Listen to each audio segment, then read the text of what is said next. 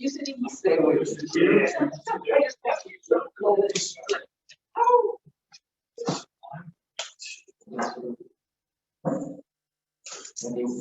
Oh, now, okay. Welcome, everybody. I understand we have people in the room, but also people participating on Zoom. If I can take this off just here so everybody can hear me. My name is Tom Chiamento from American Water. I'm the chairman of the board for the Chesapeake County Chamber, and welcome you all here today. I'm also chairman of the Joel Frank family, so I will create a committee. We're pleased today to have with us Rebecca Rhynhart, the controller of the City of Philadelphia. And I'm going to hand it over to Joel to introduce Rebecca. But just, real quick, want to just say that through this pandemic, we're trying to do the best we can to continue to do these sort of things, to get the information from our members and expose them to leaders in our communities in our region that influence what we do every day. So we're excited that you came, and we're excited to hear from you. So I'll pass it off to Joel to make the introduction. Thanks, Tom. I'm a fan of yours as well. Thank you. So good afternoon, and again, thanks for this. Thanks who were live here with us. Thanks for coming out, and those participating remotely. Thank you for logging on as well. I met Rebecca probably about 3 years ago now, actually up at Pennsylvania Society up in New York. Previously did not know her. And after we were introduced, we got engaged in what I'll generously call a discussion about specifically a elected official I was then representing, et cetera, be it potentially contrary points of view on the matter. But she was right. Yeah. But I really became impressed with her acumen and her passion at that one moment alone, let alone the interview 2 years now. We're about to know her much better. Again, although we're in different political parties, I'm a fan of Rebecca in her current role, what the good work she's doing as the city controller, and I will certainly be supportive of any future elected offices that she also seeks. So by way of brief background, Rebecca worked on Wall Street for a long period of time, about 7 to 8 years initially. 2008, she became the appointed city treasurer, and in 2010 was elevated to the budget director. Thereafter, she became chief administrative officer of the city of Philadelphia, where she oversaw 11 different city departments.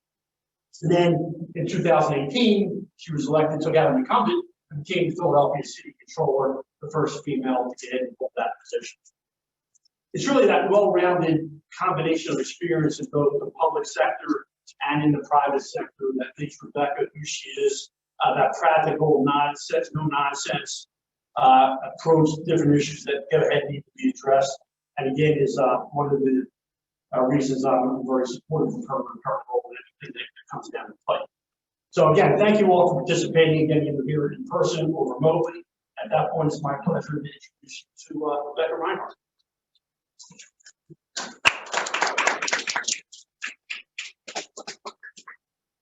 Thank you, Joel, for the introduction. And yes, that's pretty accurate telling the story. We got into a little bit of a discussion when I found out he was involved in Republican politics and a lawyer as well, and had a client that I had some strong feelings about. But through that process, we got to know each other, and then over the last few years, I've had a few lunches and developed a cross-party relationship, which I think we need more of these days. So thank you so much for introducing me and having me here. And I also want to say that we have our newly elected Senator, John King, here today.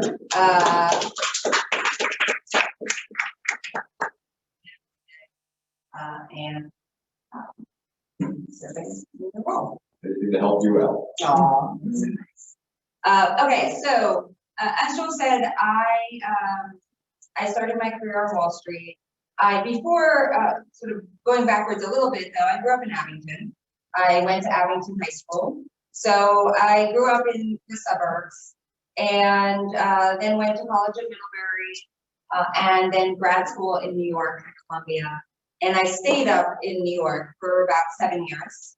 after grad school, and I worked at bid tradings covering local government and also water and sewer boundaries. So I love water and sewer systems. So I'm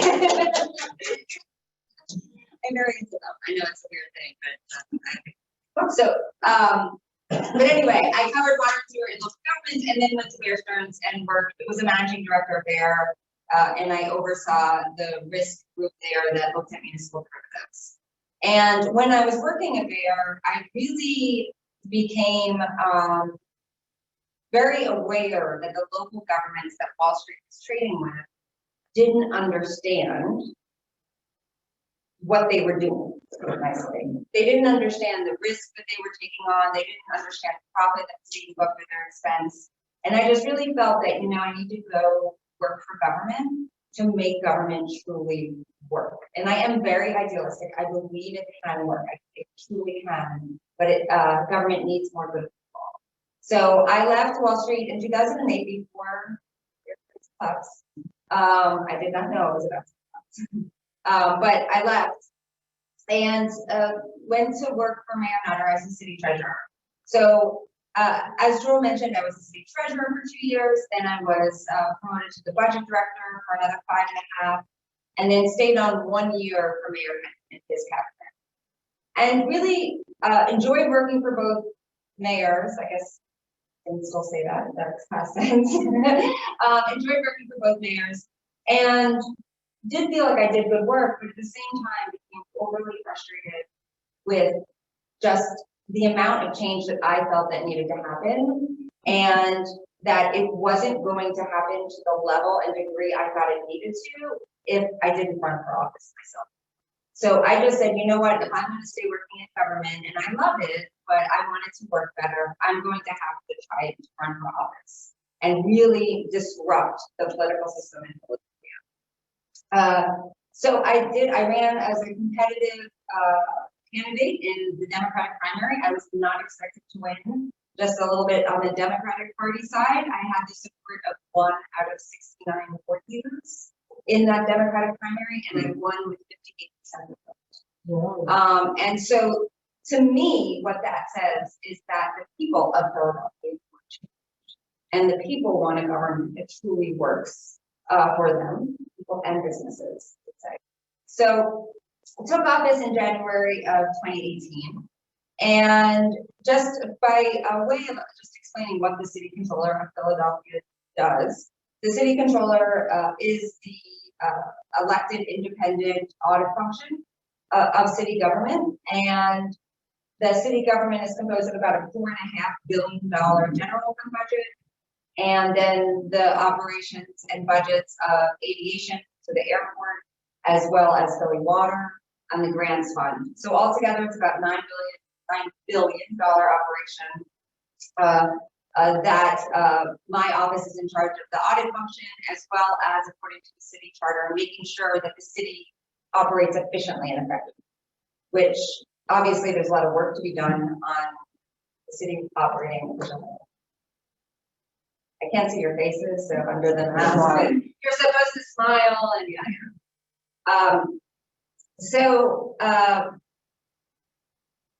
there's a few main ways that my office does that. The first and the biggest way is financial audit function.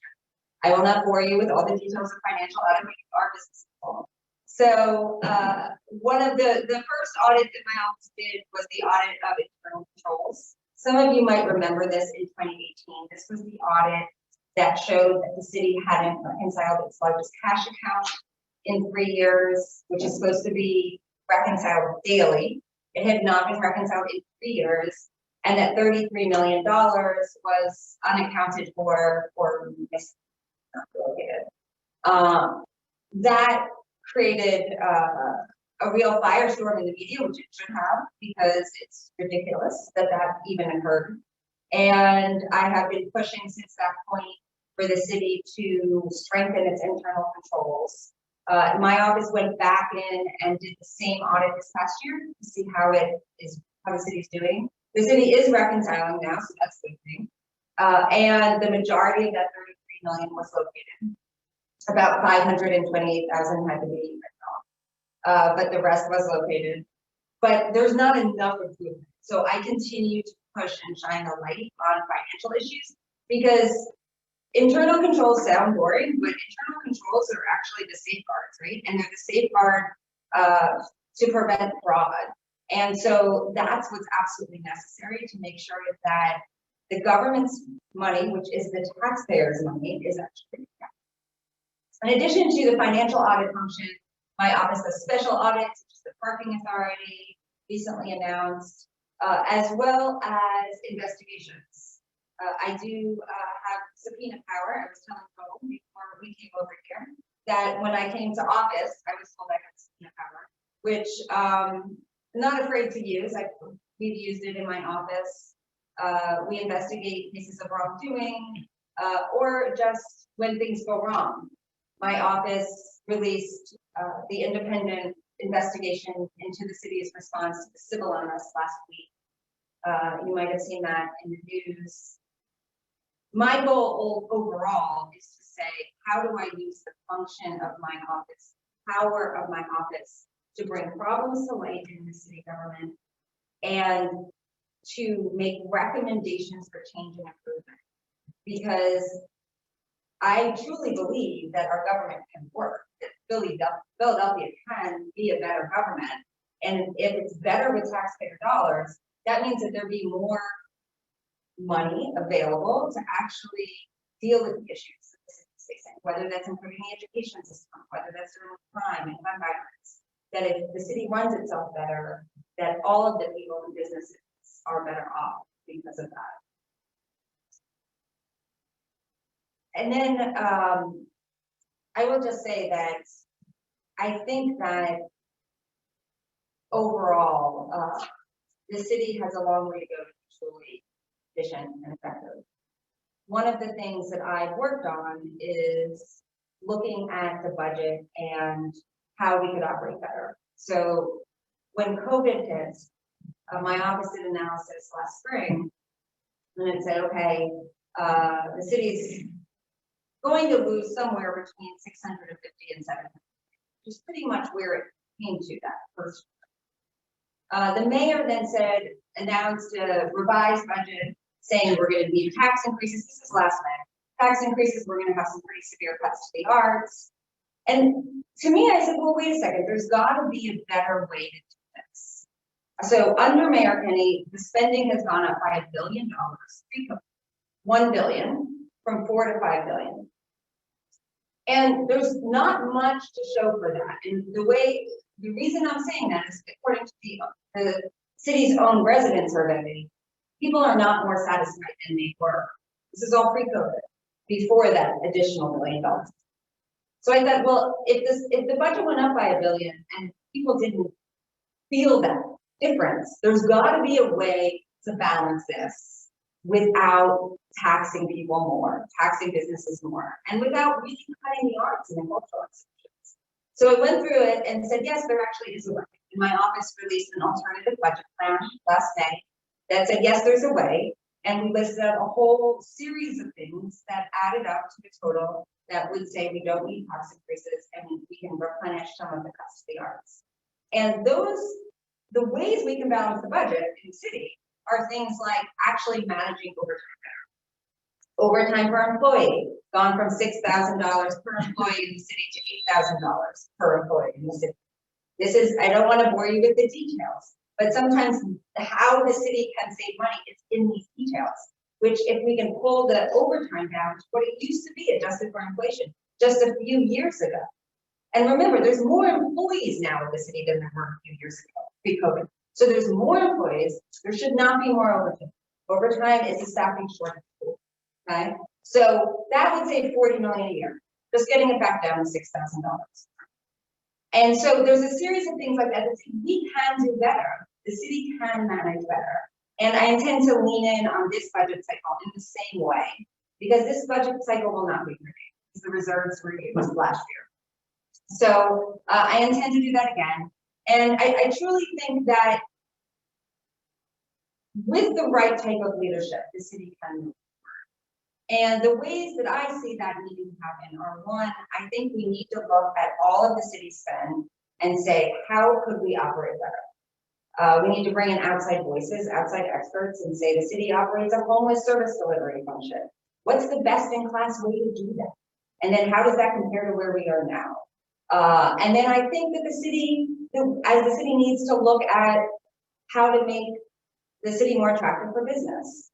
I think we need to look at tax structure. I think we need to look at business competitiveness. We need to say, how do we help small and medium-sized businesses grow? Because if we look at Philadelphia's job growth, which has been about pre-COVID 1.7% per year over the last decade, compare that to an Austin or a Nashville, right? And that's 3.5 to 4.2% per year. What do those cities have besides climate? What do those cities have? And there's been study after study that say, yes, it's tax structure, but it's also ease of doing business. It's the spirit by which the city approaches business. And I think that City of Philadelphia will go so much farther if we can improve that business climate, therefore letting small and medium-sized businesses grow here, which will then create jobs, good paying jobs, will then help poverty. I feel like it's all interconnected, and that to me, being pro-worker and pro-business are not incompatible, and I get support from both. So I think that you can do both, and that's the way to move the city forward. So before I open it up for questions, I just want to say one last thing, because I am in Chester County, so thank you for having me, that I do believe that a strong and vibrant city will help the whole region. I think we're interconnected. I think the city has many residents that work in the suburbs. The suburbs have many people that work in the city. We're interconnected, and if we work together and propel our whole region forward, then it will be good and a win-win for all of us. So I just want to say thank you for having me, and I'm happy to answer.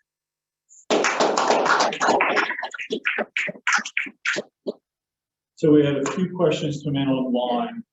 Hang on one second. We have a request to, if we can raise the volume. I don't think I can. It's a phone. I can get closer.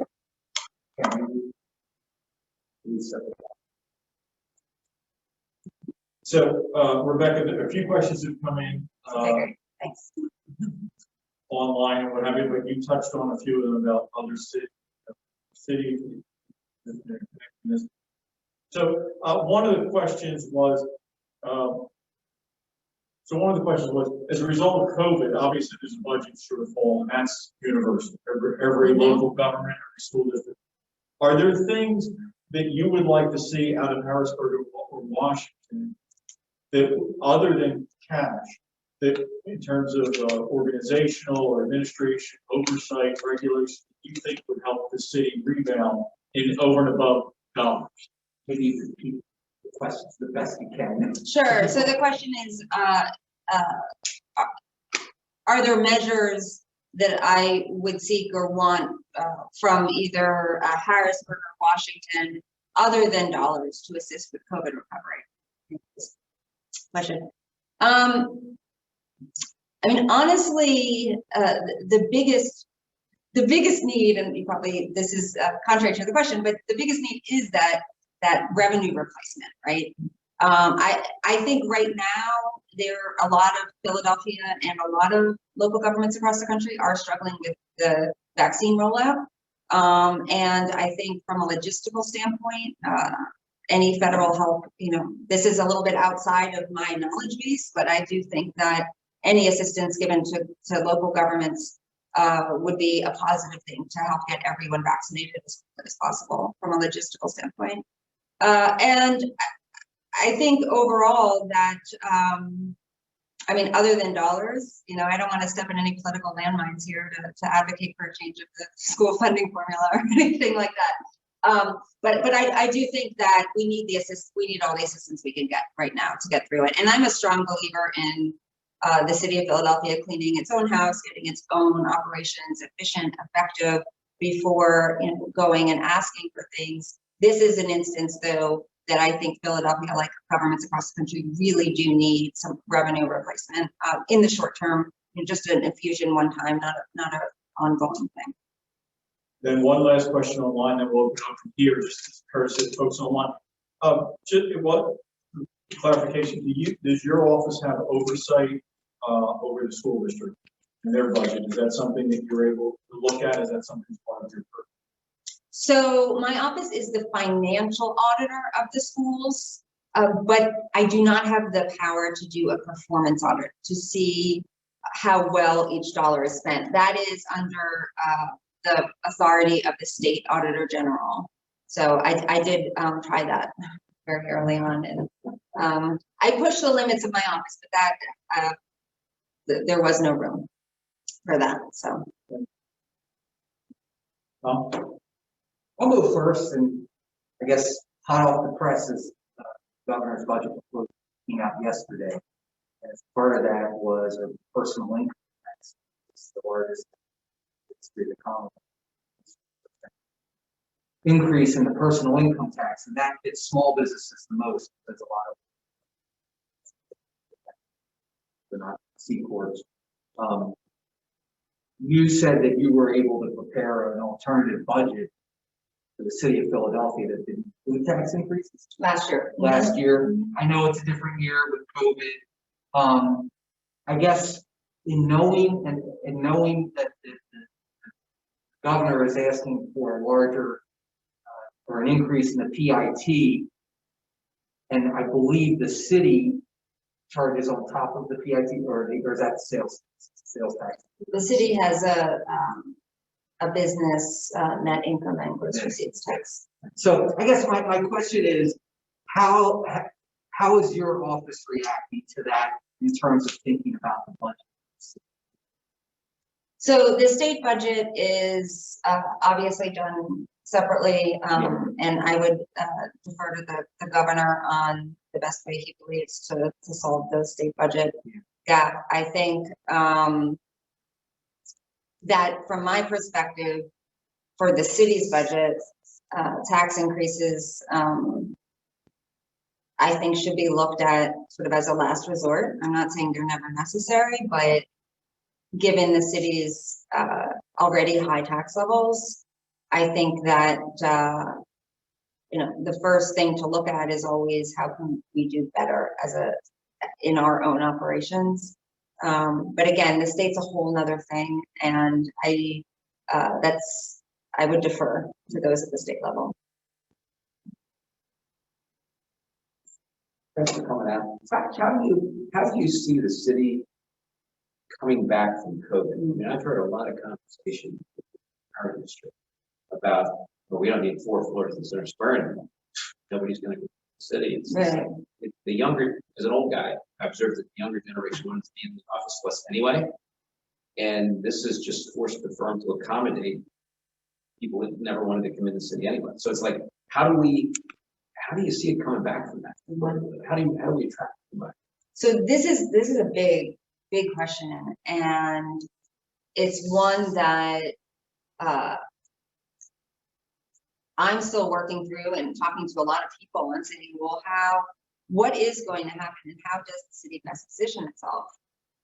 There will be a portion of people that have really, I mean, everyone's seen the benefit and drawbacks of Zoom, right? And there will be a lot more people, I believe, that will go into the city some days, but not go in all days of the week.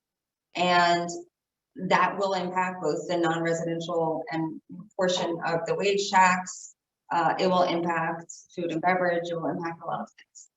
I think that the city needs to make sure that it's as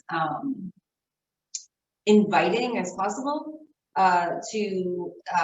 for people to want to come back. I think what's happened with COVID and just cities across some of the cities in the country is that people are fine in the suburbs because it's easier during COVID to be out, and we were talking about that a little bit before. So I think that the city needs to position itself. I think that we need to look at things in the way of, well, is there a plus side? Can we possibly attract people that maybe work in New York City but want a city environment that's less expensive? where if they only have to go in 1 day a week, maybe they can live in Philadelphia. So maybe we should be looking at it from a way of, okay, maybe some of the suburban people will stay home a few days a week. Maybe we need to attract different people, you know, so I think that's the way we need to look at it, a little bit more outside the box of how do we position ourselves moving forward, and you know, how do we best do that? And also, I think it is about how do we grow businesses in our city as well, the small and medium-sized businesses. And I've been fascinated lately doing some research on how Austin attracts business, because Austin has some of the, and Austin and Nashville, but Austin particularly because they have some, they have more stringent environmental review requirements, and they also have some, you know, strong workers' rights protections that we have in Philly, and even more in some ways. But yet they are so business friendly. You can go in and open your business the same day you walk in to open it in Austin. While in Philadelphia, it takes 5 to 10 days and multiple trips back. So there's a lot of things like that. And I'm getting a little off topic, but I think it is interconnected. I'm just going to follow up observation is that it's a happy cycle. Mm-hmm. If you have more of their small businesses coming back more quickly, that's everybody's little favorite nook and cranny restaurant and shop. Right. And I think that is a bait you could hang out for people who would otherwise be very happy in the suburbs. So Mm-hmm. it's a happy cycle, sort of, if you can get those businesses up. Absolutely. A Happy cycle, I like it. Well, we all know vicious cycles. It's a Happy cycle. virtual cycle. Another question online. How would you characterize the current relationship, the city and the suburbs, or even the city and the legislature in Harrisburg? And how would you describe it, and how would you try to improve it? Good question. I think city and suburbs, I don't think there's enough of a relationship right now coming. I mean, that's just my view, but I think that there is real energy and synergy that could be created by working together, and from a city perspective, appreciating the suburbs and appreciating that we're all one region. So I do think, and that's one of the reasons why I jumped at the chance and said yes when Joel asked if I would come out, because I think that we do have to develop these relationships much more, because we're in this together. And I don't view it as suburban versus city in Philadelphia. I view it as our region competing with other regions across the country for jobs and growth. So so on that, I think it's not good, and I think it needs to be much better. On the city-state relationship, you know, I think that I probably am not the best person to opine on that, other than to say that from my experience in my different roles, appointed before I became elected, when I was budget director for a number of years, the impression I always got was that the feeling from the state was that, you know, the city was sort of this black hole, and if we gave more money to the city, it just sort of fell down this black hole. Okay, I'm being very open and honest about that. And from the city feels misunderstood, because the city feels that, well, we have all this need and we're the economic engine, and why don't we get more, and why are we so misunderstood? And so I do feel that there has to be a way to come together there and work together and say, look, we can operate the city better, we have to do better, but at the same time, we do have need. And so there are, I feel like it's a give and take. It's like, it's a broken relationship that needs to be fixed. That's what I would say.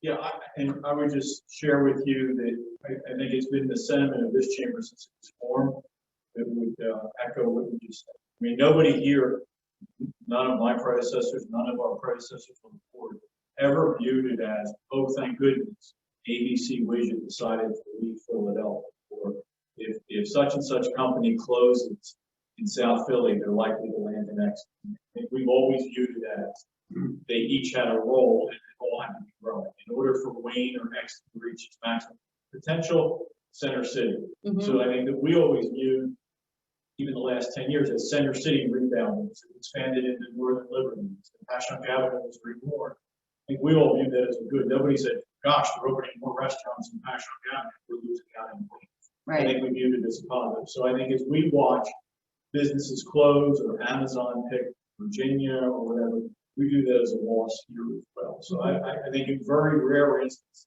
is it a competition? In most cases, it's a sense of a thriving metropolitan Philadelphia helps Westchester as much as get off on so well. I had a question. Yeah, kind of, but as an office on,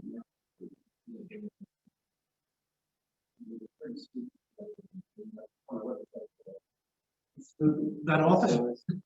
just the fucking presence,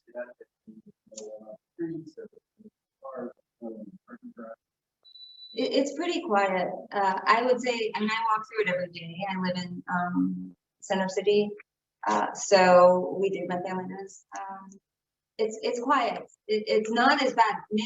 June, July, that was really probably the eeriest time downtown. I think there is more activity, but especially along Market, it's quiet. I mean, when you get a little bit south towards Rittenhouse or you know, the restaurants, there's a lot of these igloo things that are everywhere, people eating in, but there's a sadness to it right now downtown. And I think that, to me, I walk through it a few times a week. I walk through the business district right now to say, this has got to come back. That's what is driving me right now in terms of economic recovery, is that we have got to get this back. We just have to. So come back. You meet me. I'll be there.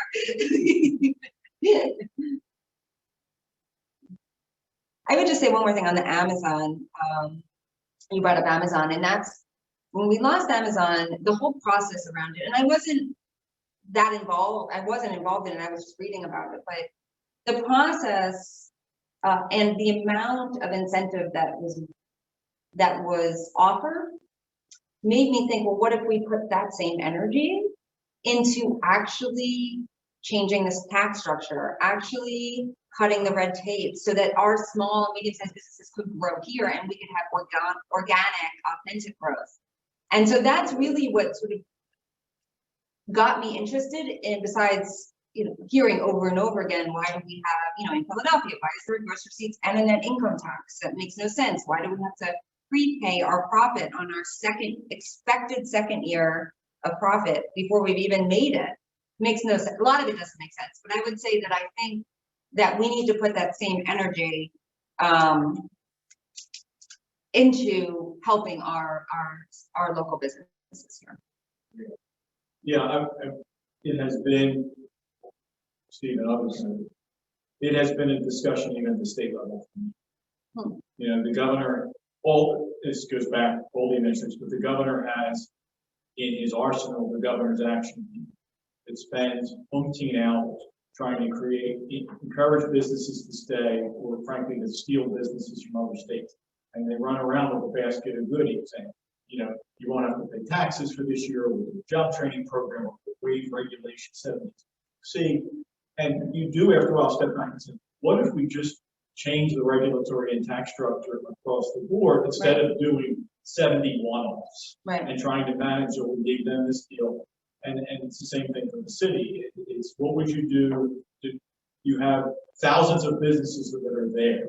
What could you do to encourage them to stay and grow versus how do you convince XYZ company from Camden or from Long Island to come build it? I mean, everybody goes through it. I will tell you, in the Amazon, early on, there was a talk of trying, you know, could Exton be the place? And very quickly that became part of how could Exton and Wayne be two hubs that would be part of the proposal. So ultimately, our commissioners joined with Mayor Kenny in that whole proposal, and we talked about our location being satellite offices and pitched our schools as part of the proposal. And I think down the road, that was it. But it was interesting that one of the fallbacks from Amazon, aside from the fact that, you know, Brooklyn is cool, is that it was a question of, was the small business community vibrant enough, and was there a workforce? So in terms of you know, in hindsight, again, we never know. I don't know that anybody's ever going to come and tell us this was it. But to the extent that they were public about it, what did they say?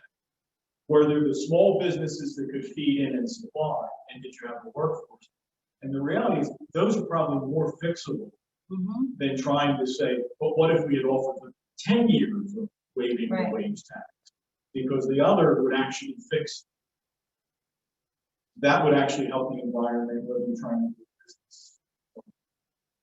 Just an observation on this whole idea of trying to. Absolutely, and I think if you can create an environment where businesses grow more organically, then there isn't that really strong feeling of, from the people, of why is that big business getting this tax break when I have to pay taxes on everything, you know, and because then the people are part of the business, right? It's like it all goes together. See, I'm very idealistic, but I do think it can. From the management side, as you've been looking at it, you know, whether it's your house or a business, or as we've all learned in the pandemic, you can't cut your way to profitability. You can't cut your way. But at the same time, there may be things that you come across in the city where services are duplicative or out of date. As you look to the future and the city tries to plan a 22 budget or a 25 budget, you look at the 5-year plan. If you were to look at it, how much, as you go on a path to trying to get a balanced budget, how much of it, percentage-wise estimate, can be done through efficiencies or modernization versus how much of it may have to be done through growth or whatever the other side of the line might be. But is there really room for cutting and reforming to try and minimize the expenditure side? So, great question. One of the things, you know, when I was budget director of the city for the 5 years, by the last year I was budget director, I said there's got to be a better way than doing these cuts, these across the board cuts, that they never work in the way that you intend them to. And at that time, my office hired a consultant to come in that got paid only based on revenue enhancement or expense reduction achieved. No, and the rules were no tax increase, no, you can't raise a fee, can't raise a tax. You have to do it solely by looking at other things. So what the things they found, and they ended up getting paid, so that's a good thing. That means that the city ended up saving millions from that, and by things such as fuel hedging. The city at the time wasn't hedging its fuel purposes and was getting killed on the spot market at certain points. So there are things that seem like common sense, or the city had more phone lines than employees. No, it's, you know, because I can't even explain it, you know, so there were a lot of things like that we fixed, and some things that still need to be fixed. I would say moving forward, from my perspective, I think what truly needs to happen is a process such as zero-based budgeting, where you're actually looking at each of the operations from scratch. And this is a best practice, and I've been arguing for the city to do this for the last, well, since last year's budget, because it really needs to be from the mayor's office with the managing director and everyone on board, because we don't know, honestly, as a government leader, I don't know the best way to run a housing organization.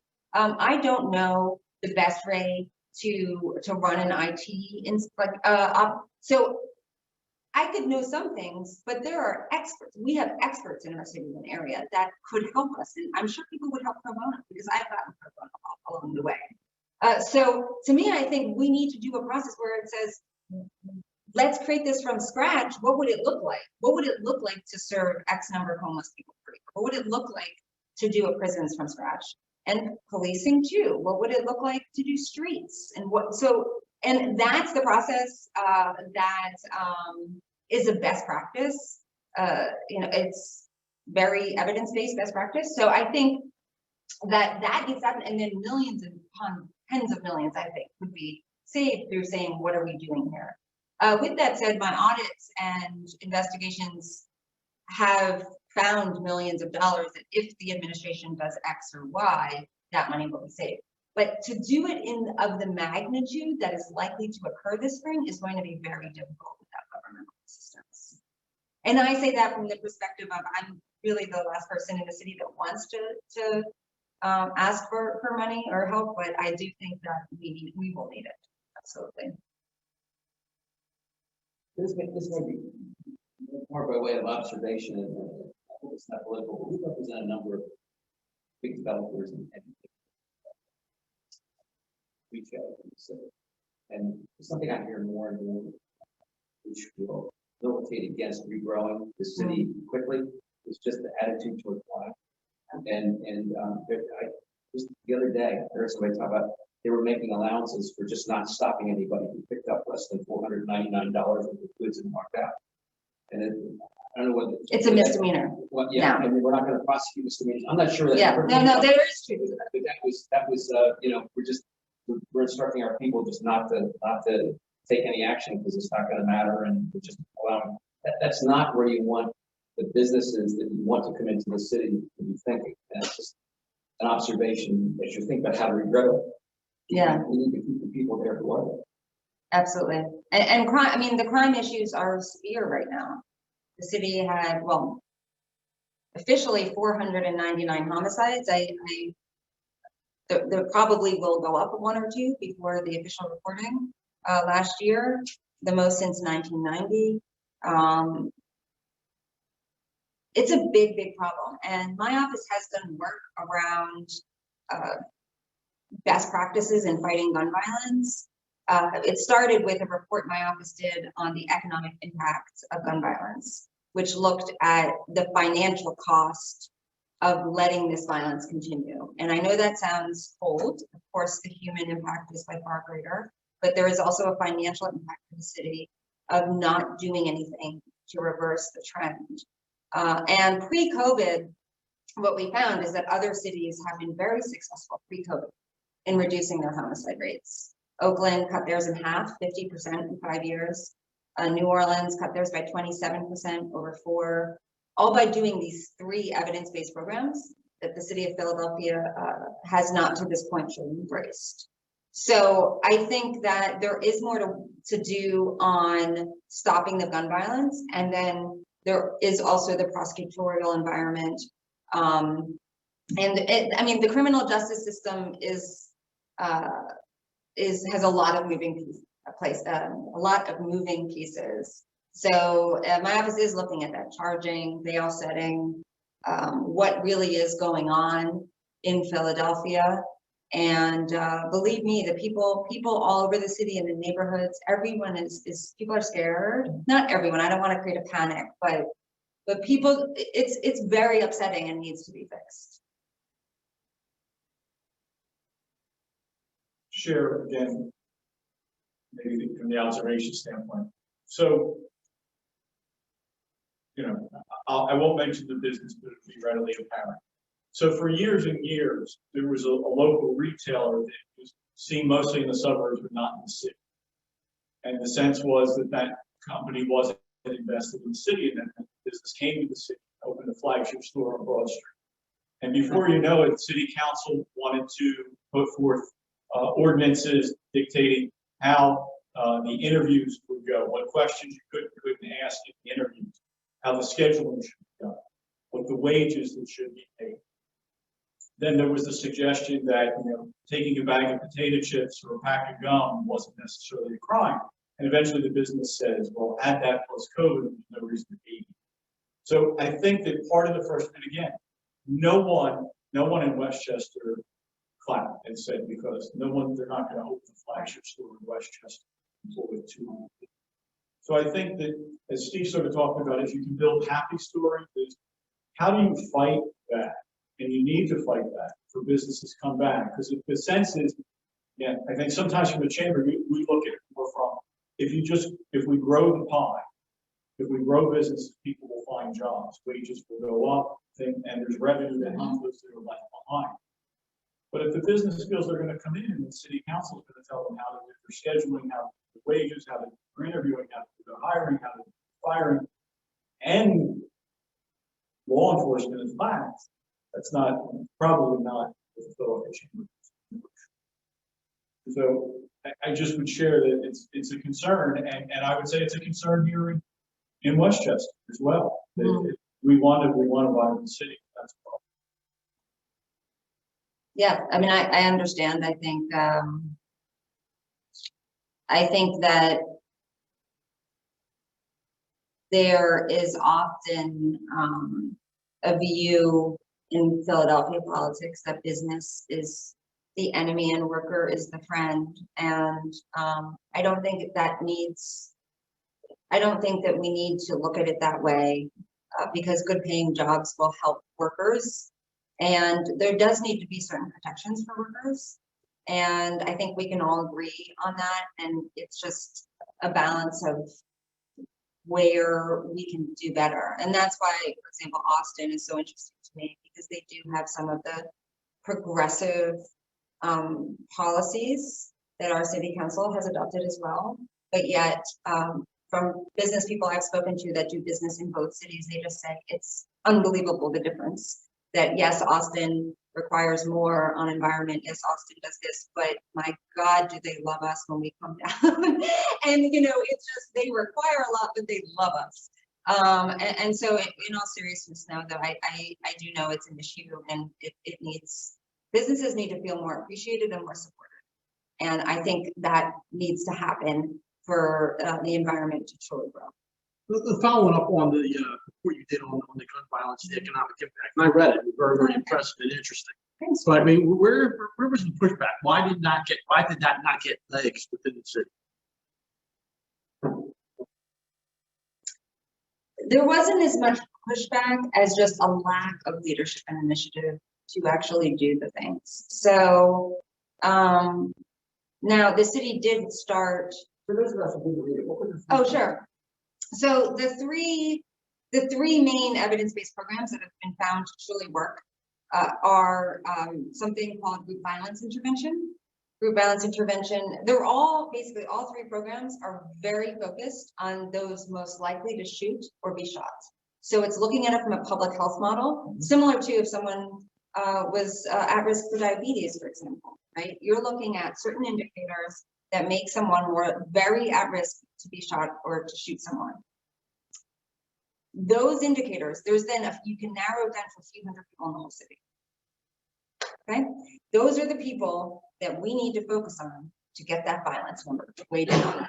And if you focus on those people, what the group violence intervention is using people that have used that same lifestyle, who have lived the same lifestyle, who have come from the street and have turned their life around to go back and be a credible messenger to say, look, you have a choice.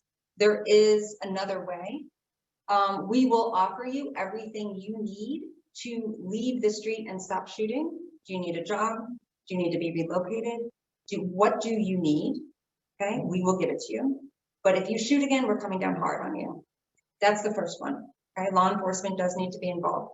What has been found in the other cities is the majority of the shooters, the would-be shooters they're called, actually want out. The majority. There is a small portion that don't, and they have to be put away. You just have to say that, and you have to do that, right? The other program is cognitive behavior therapy, which is talk therapy, psychology therapy, actually about anger management, de-escalation, don't pick up the gun. There is another way to solve for it. Therapy's been very successful. And the third one, street outreach, it's immediate. It's going into hospitals right when there's a shooting to calm the family and friends, not to escalate, not to retaliate, to go on the street, to talk to people and know what's going on. I know that's very detailed, but those are the three programs that have been found to be unbelievably successful.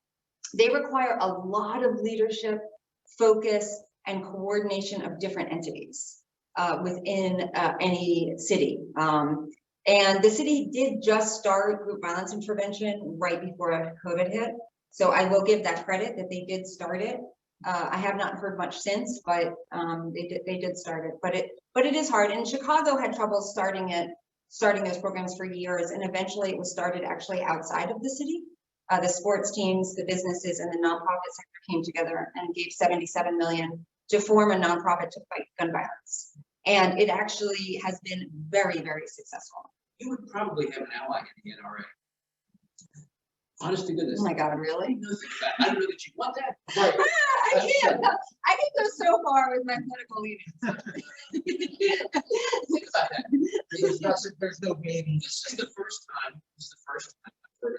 It's not about gun control, it's not about gun An laws. elected city leader talk about ways that you could reduce violence realistically, other than stop and frisk, which we know has its own issues. It doesn't. Right. But interestingly enough. Right, so actually, and this is a big thing, actually, that the majority of, the vast majority of gun violence in urban areas is done by illegal guns anyway. So changing the gun laws isn't going to make a difference.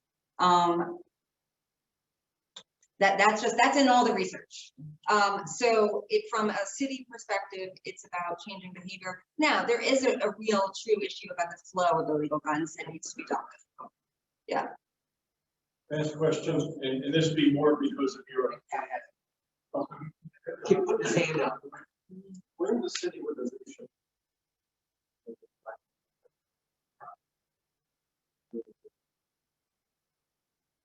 The mayor. I would expect it to come from more. Next question. I mean, ideally, it's the mayor, it's a district attorney, it's the police. I mean, so I mean, the DA is I, met with him several times on these programs. He said he would support. But it's a lot of you need there needs to be strong leadership. It usually comes from the mayor in a city. I mean, it is interesting. My office has started working with a foundation and some credible messenger activists, sort of as a side thing. That this isn't my job, but I am interested in trying to build up something. But I think from a big picture, how do you do it? Just final question, because we've got a few questions about education. So again, not related necessarily to your purview, but you're there watching. There's a real sense that the students in the Philadelphia school district have really fallen behind. Yes. And that that it's going to be a problem. It's going to be an academic problem, an economic problem, a sociological problem. The gap between the suburban and the so, are you hearing discussions from the superintendent, the mayor, other than just look, even if the school's opened up Monday, there's a gap there. Are you hearing anyone sort of talk about how we help these kids make up for the lost time, the lost education of it? It's just starting at school, which is great. Because I think there's a sense that these kids are really have been pushed yards and yards, miles and miles behind. Right, and it is a major concern. I have not been aware of those conversations, but that doesn't mean that they haven't been happening with the school board, the mayor, or Dr. Haidt. So they could be, and I'm just not aware of them. I mean, it is a major problem, even between some of the some schools within the Philadelphia school system and others, right? My daughter's in the Philadelphia public school system, and they've been all virtual, but I think that as we've seen, COVID has really increased the inequity, and education's a big issue on that front. But I'm just not knowledgeable on that topic. Are there any final comments that you have? We do want to thank you for being here and the willingness to do this, as I shared with your staff and Joel shared with you. From our inception, almost every mayor or city council president has been here. We've had different elected officials. We're in the midst of a series of them, so we very much appreciate you doing it. And hopefully it won't be the last time. Very much appreciate you having me. If you have any final thoughts or requests from us, we'll be happy. I would just say thank you so much for having me here today, and I truly hope that it's the beginning of a relationship, and that I can work more with you, and that the city can work more with the county, and that's basically it. So thank you for coming. I really appreciate your time.